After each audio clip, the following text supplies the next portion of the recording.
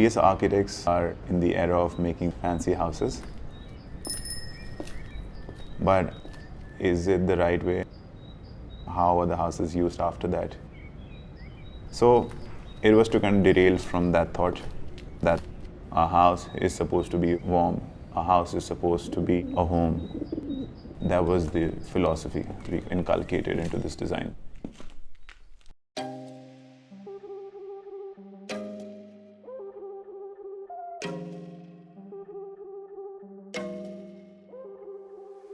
Hi, I'm Sanchit Arora, Principal Architect at Renaissance Architecture Design Interior Studio, along with my father, who is the founder principal at the firm.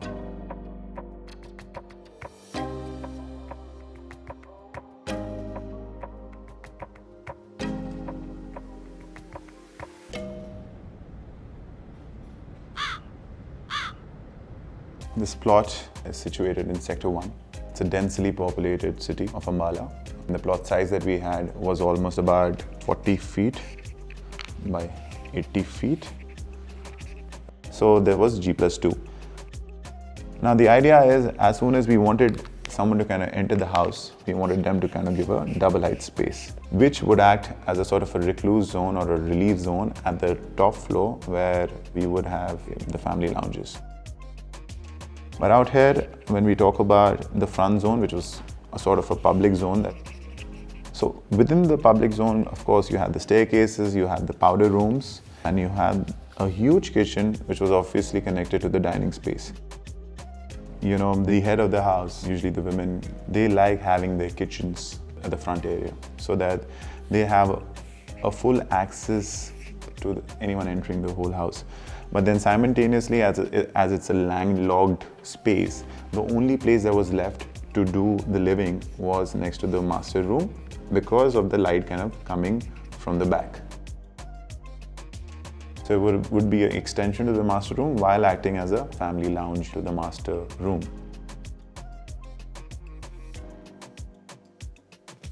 While you're entering from the east, going to the north, as well as the puja room being in the northeast, so we've tried following up on the Vastu as much as we could, with the Brahmasthan being open in the middle. While going up to the first floor, via the lift or via the staircase, you get into a family zone. The idea again yet was to kind of have simple, clean and Japanese style spaces. While we were connecting two blocks together, the idea was to have an easy breezy look for the movement pattern, and I think this space rightly curates the whole idea of aesthetic while being practical. So now this family lounge also divides and defines itself into two parts, which is of course the daughter room in the front as you see this. The beauty of this daughter room is that she has a washroom which is as big as a room. It's a beautiful washroom, kind of entailing itself to the green balcony that's outside.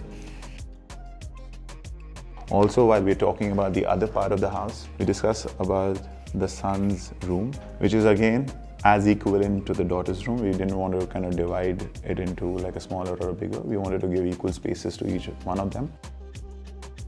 The son's room, of course, was more to kind of do because he's into finance. He wanted his own office space, lounger space, and then there's again a green area, and this was the front balcony. So simultaneously, we are taking care of every inch of light that's entering, every inch of air that is entering, and every inch of breeze that is coming through, because that was the most important principle of this house. While we had the daughter's room at the bottom, we have divided that into two guest rooms, with of course their view outside, which can be converted as a green balcony as well. As soon as you are out of the lift, the family lounge continues on this floor as well. I won't call it a family lounge out here. I would rather call it as a sort of a cumulative zone where people would come in. Out here, of course, we have given a sort of an open balcony, which is not a part of our FAR, so we decided to give it as a gallery balcony. And at the back where the sunroom was coming, we have placed all the ancillaries. So why is it called the House of Curvature is because there were layers being added at every given time. So that was the idea of kind of framing the facade. So while this surface could have been interesting, and that is where we started doing the idea of having curvature, but then this zone coming out of the whole space. So it was to the point, yet different, yet practical, yet solving the problems at every given floor. While this happened, then we added south-facing facade because of the heat gains that will be happening as per the season. Winters will, of course, we would be needing the sun. Then we decided to, why not we do louvers, right? So that's when the louvers came into the whole idea. The idea is that while we are here in the balcony, if we want to enjoy it, of course, we can open it, pull it, and use it. Throughout the day, there are beautiful shadows that kind of play out. The whole flexibility of using these, again, caters to the privacy, caters to a lot of pigeon movement that has been an issue in India for the last few years. And again, another aspect is that you can have your own recluse area without even covering it. So again, that is something that has been a plus point with the louvers. The colors were beige, pastels, and majorly whites and grays. So the wood we have took is American walnut. You can see all the finishes is in American walnut. The beige tones of the fabric and the earthy palette which goes around in everything, like all the lights, all the artwork, and even on the fabrics we have taken all the beige tones only.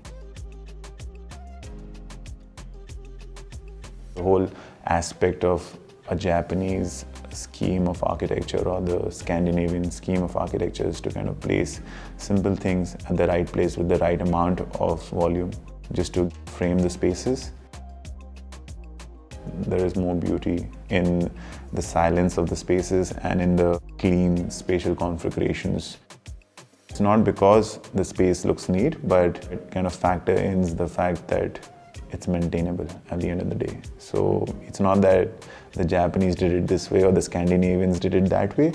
It's just that what is the need of the hour is what has been approached in this house. And I think that kind of defines House of Curvature. Perfect. Perfect. Yeah, that's it. You can cut.